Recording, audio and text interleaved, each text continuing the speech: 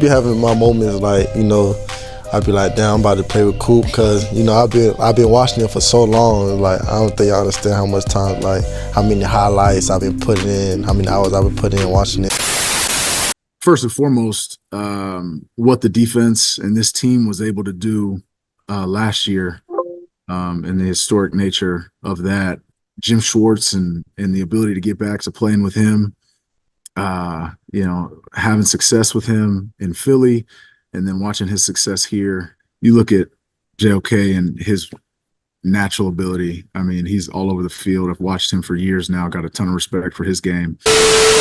If you are a Cleveland Browns fan, like a diehard Cleveland Browns fan, which in my personal opinion, there's really no realm, there is really no way you can be a bandwagon Cleveland Browns fan. It has to be in the form of fashion that you are literally from the state of Ohio and or have some articulate story of how you became a Cleveland Browns fan through the family tree, through a bet or a dare or some crazy stories. I heard a lot of crazy stories of how some people have become fans of their teams. I have a question for all of you, each and every one of you, because I don't believe that there are new Cleveland Browns fans. Unless they're being children that are born or children that are just now understanding the game of football. With the controversies that you guys have had the past few seasons, with the historic history of how it is impossible for the Cleveland Browns to get over this curse. How does it feel today? How does it feel today? You guys won 11 games last year, and you won it at the helm of what? How many quarterbacks played for the Cleveland Browns last year? Like 3, 4?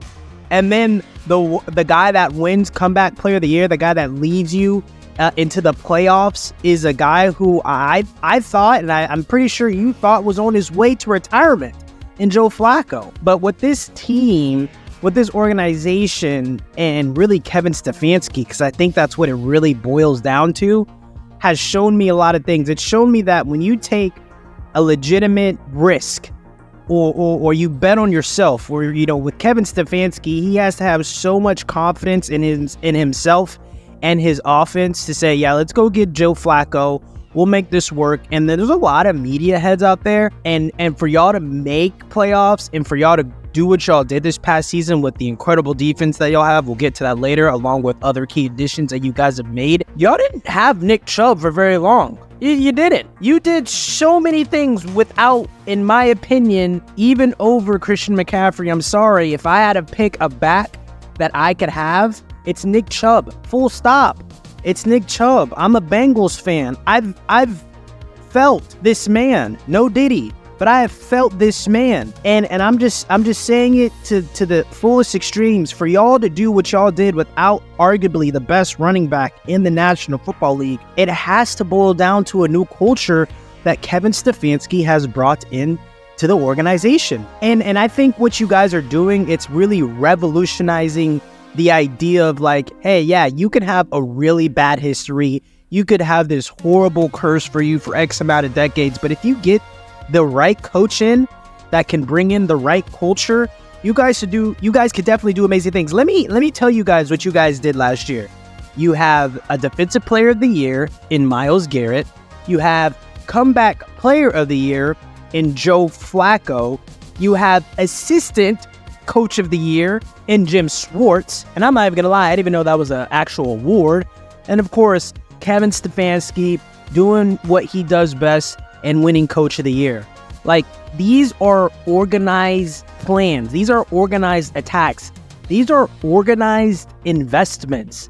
These are bets. These are gambles that this organization in the state of Ohio has been implementing into their agenda. Whatever it is, whatever you guys are searching, to go out and get a quarterback with so much controversy but talent is a risk investment in a Deshaun Watson. To go out and get a quarterback almost out of retirement, almost headed into retirement in Joe Flacco, and he ends up taking you to the playoffs and winning you a bunch of games through the regular season and getting comeback player of the year. That is a risk investment. And then when we get into the additions that you guys have made with Jordan Hicks and Devin Bush and Jerry Jeudy, these smart, intelligent investments are going to be the best things for the Cleveland Browns in the near future. And this is coming from a Bengals fan, guys.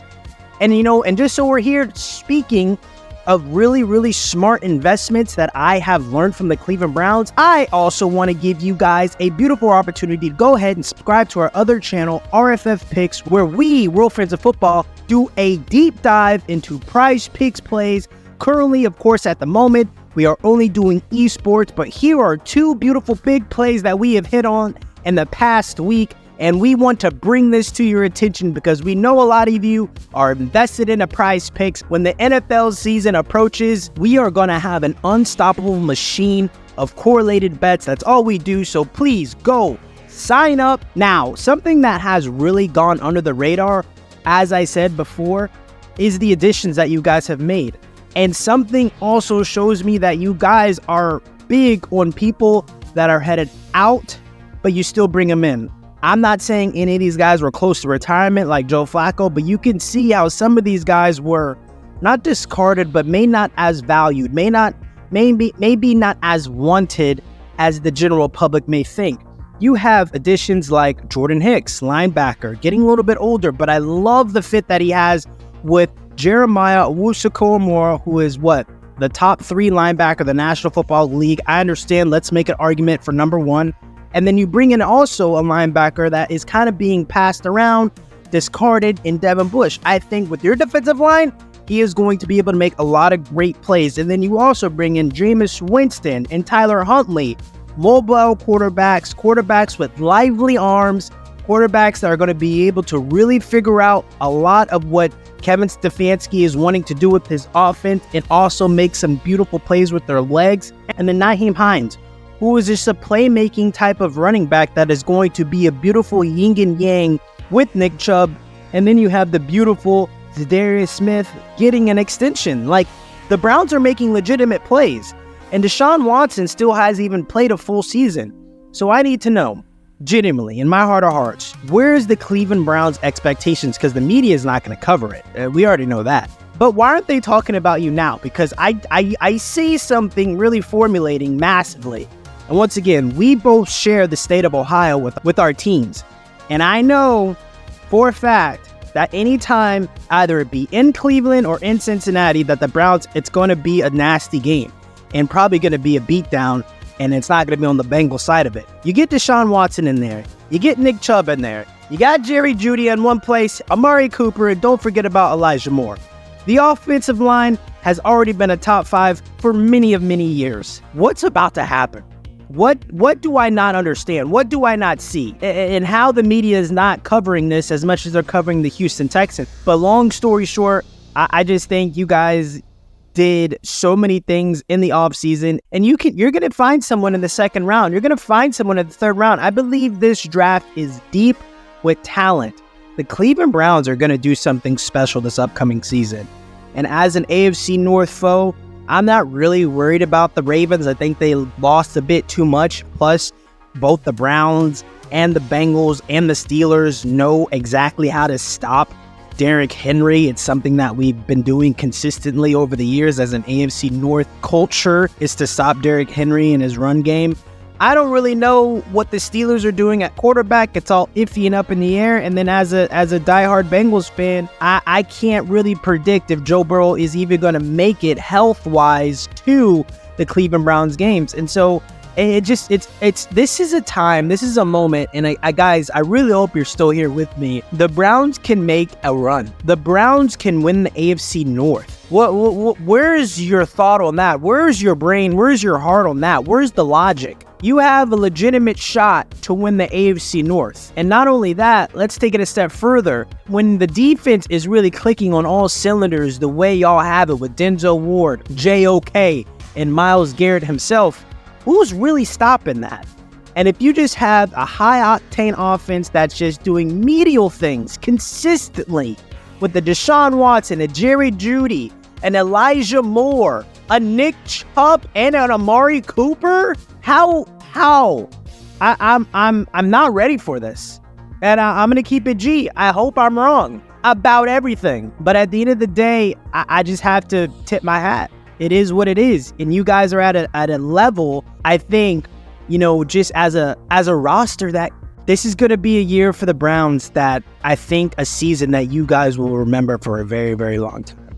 But let me know what you guys think, and do not forget to like, comment, and subscribe.